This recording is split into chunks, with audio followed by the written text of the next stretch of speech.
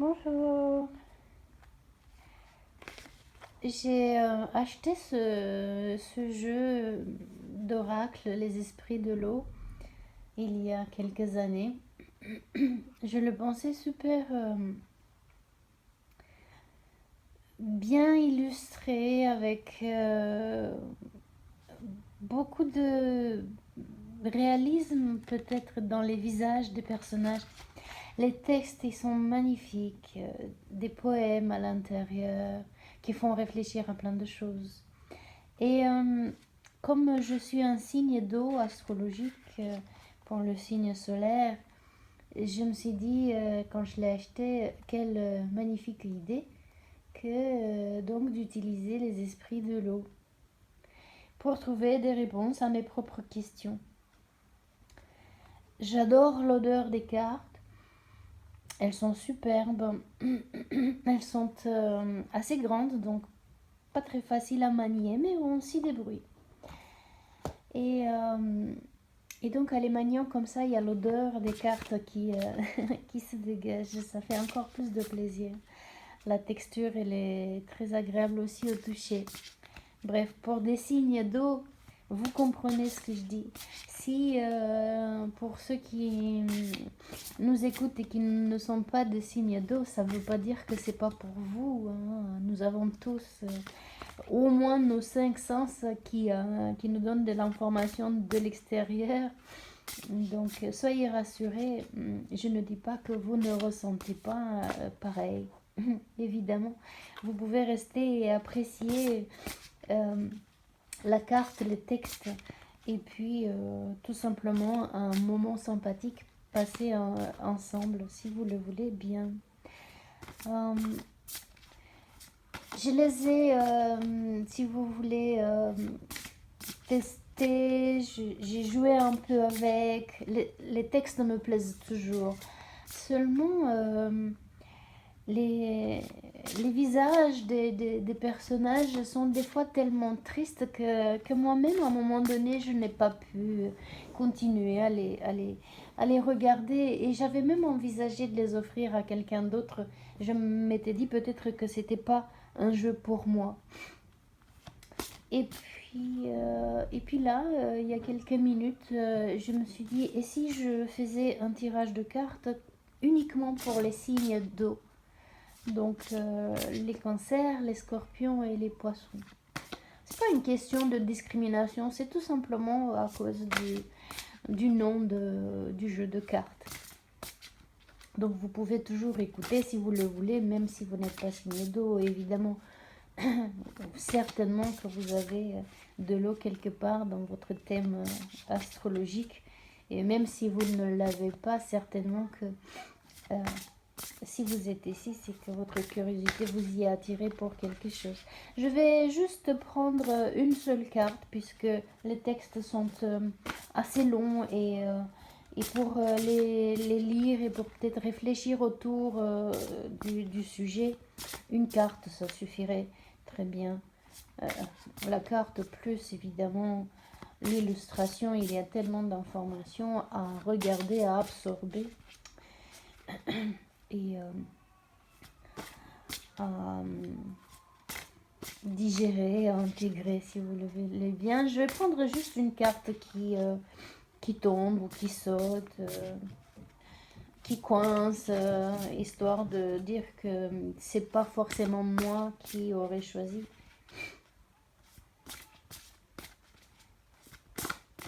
Et voir ce qu'il nous dit. Il y a aussi une façon sur ce jeu, vous voyez, créé par Jasmine Beckett-Griffith et Amber Logan et Rachina Micheletto. Il y a aussi une façon de l'utiliser pour poser une question et la réponse serait oui ou non. Il y a un petit symbole de couleur, vous le verrez encore mieux quand on aura une carte. Et cette différence de couleur pourrait dire que oui ou non. La réponse serait oui ou non à votre question. Elles sont longues, on profite de ce moment de battage de cartes pour faire connaissance un peu avec, moi, avec vous. Si vous voulez bien me laisser des commentaires et me dire comment vous êtes arrivé sur... oh, wow. Sur ma chaîne, vous êtes arrivé par hasard, puisque ma chaîne, elle n'est pas vieille. Je viens juste, si vous voulez, de commencer à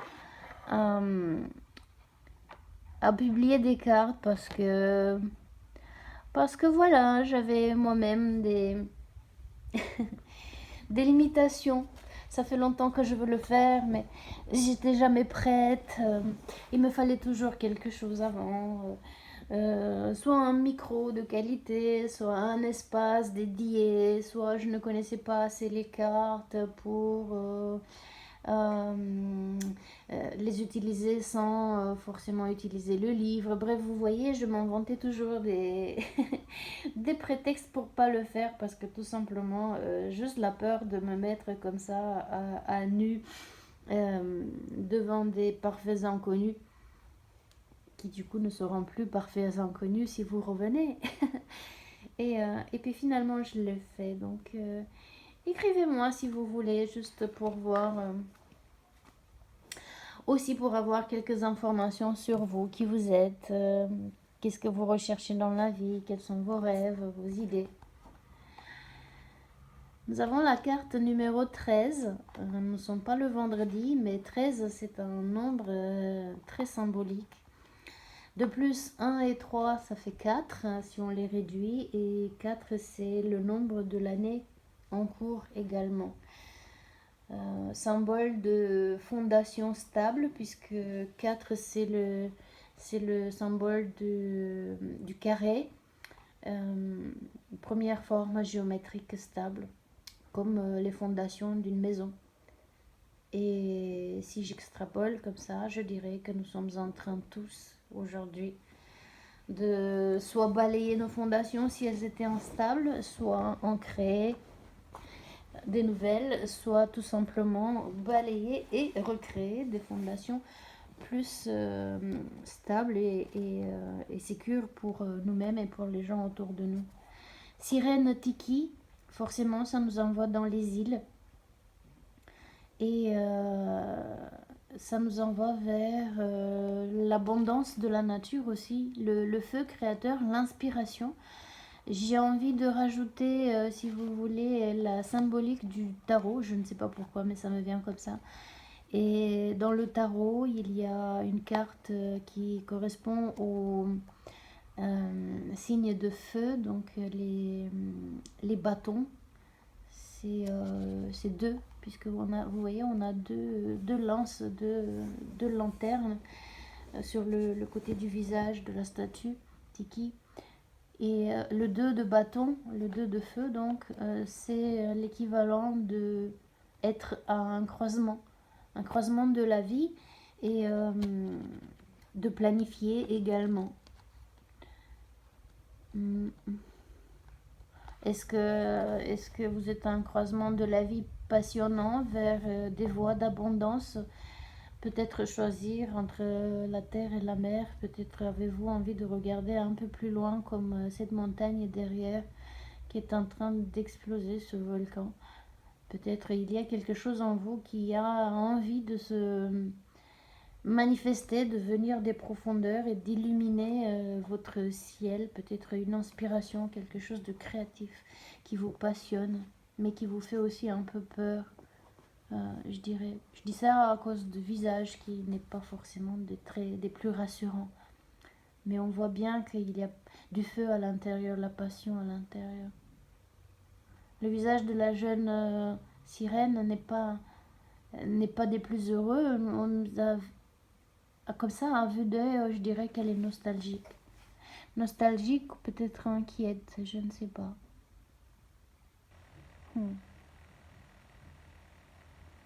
Elle est habillée de vert et on sait très bien que le vert, c'est une couleur de guérison, surtout le vert clair. Mais il y a aussi du vert un peu plus foncé, peut-être que le vert plus foncé qui indique l'action. peut-être il faut passer à l'action, mes amis. Et écouter dans la nuit peut-être cette inspiration de votre vous intérieur. Qu'est-ce qu'elle vous dit?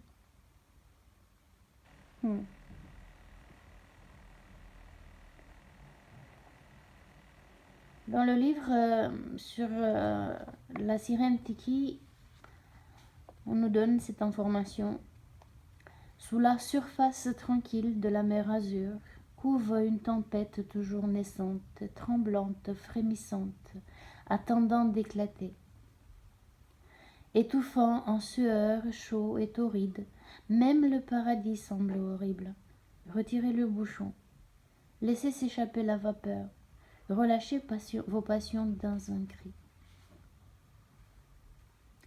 Une beauté tropicale se prélasse devant un dieu tiki qui offre des fruits frais, apparemment insensible au volcan prêt à exploser au loin.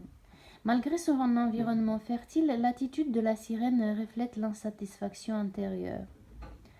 Message divinatoire, soyez prête à exploser.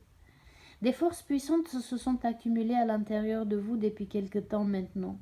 Vous pouvez le sentir bouillonnant en dessous de la surface et vous avez réussi d'une certaine façon à les garder pour vous. Cela ne peut plus durer et tôt ou tard, vous devrez laisser éclater de la colère. La colère, la frustration, les peines de cœur, le désespoir, tout ce que vous avez réprimé est sur le point de ressurgir. Mais à quel prix ? Comme le volcan, il s'agit là d'une situation explosive qui ne peut plus être contenue ou contrôlée. Ce qui est en vous doit sortir. Une telle perte de contrôle peut être effrayante et imprévisible, mais ne soyez pas pour autant inquiets. Une fois les choses calmées, cette tension devrait vous apporter au final un sentiment plus profond de paix et de bien-être. Eh bien, il y a un autre message. Si la carte était tombée en contraire, elle n'est pas tombée en contraire, mais je le lis également parce que si je m'arrête dessus, c'est peut-être qu'il y a un sens au moins pour quelqu'un là-bas. Donc le sens contraire, c'est dire si la carte était arrivée à l'envers, par exemple. Entraînez-vous à la modération. Les gens et les situations vous ont beaucoup irrité ces derniers temps et il serait tentant de se défouler. Pour l'heure, il est plus important de maintenir une certaine sérénité en gardant votre calme. Essayez de relativiser et rappelez-vous que cela finira par passer. Alors, le symbole en bas de la carte, c'est un crabe. Qui sait, peut-être que ce message est plus à diriger vers nos amis cancer ou ceux qui ont du signe du cancer dans leur thème astral, ou tout simplement qui exudent plus les qualités. Pardon, de temps en temps je sors des mots anglais parce que la plupart du temps je parle anglais. Donc qui exude plus des qualités, des signes du cancer. Donc, ces aspects plus sensibles, plus comme une maman nourricière, plus émotionnelle, mais qui gardent tout en eux et qui des fois peuvent peut-être faire très mal quand ils pensent avec la pince. À vous de voir. Vous voyez, le livre parle de colère, des frustrations, des choses gardées, des émotions, des non-dits qui à un moment donné, forcément, si on ne s'exprime pas régulièrement, si on ne dit pas aux autres ce qu'on pense, et si on ne s'avoue pas à soi-même, parce qu'il y a les autres, mais notre premier autre, c'est nous-mêmes. Si la communication avec nous-mêmes, elle est refoulée, on ne veut pas regarder les choses qui sont dans nos propres profondeurs, eh bien, ce feu de passion, de colère, risque, quand il sort en surface, de faire beaucoup de mal.